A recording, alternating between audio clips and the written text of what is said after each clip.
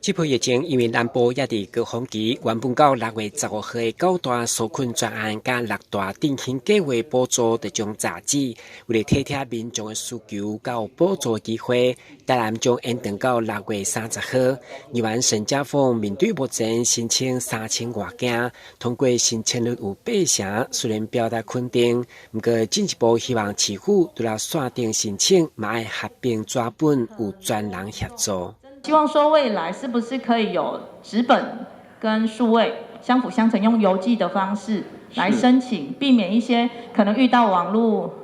不会操作的人就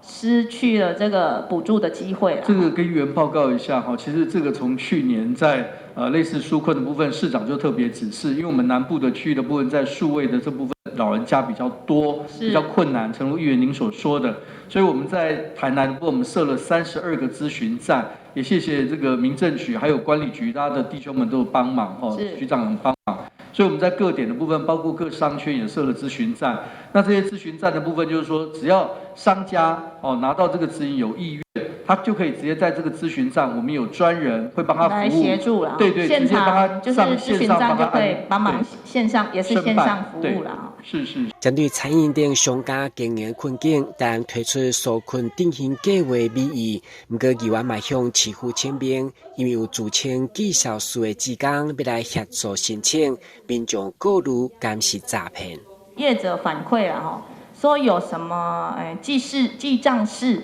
要去协助，这可能有诈骗的几率存在呢。你感觉有可能？这个我报告一下，因为我们经发局里面记账室工会的部分也是我们经发局的志工。是。那这一次他们其实整个工会都很帮忙，大家就一起下去，包括我们的这个中小企业处的荣指会的会员都有协助。对，大家一起下去。好，我知道很好，但是呢，你是不是有一个识别证给他们啊？你刚刚提到那个证件的部分，我觉得其实也是可以考虑思考，不过。现在很多诈骗集团都说法院呢，检察官对也是有证件的，他们自己都有证件呢，是真假难辨。真的要怎么样去防避这个？最好的方式是他们自己民众在自己的电脑上，或者是我们辅导他们上市府的网站上，或是他实体的介绍他们来市府的经发局或是相关的局处。还有一个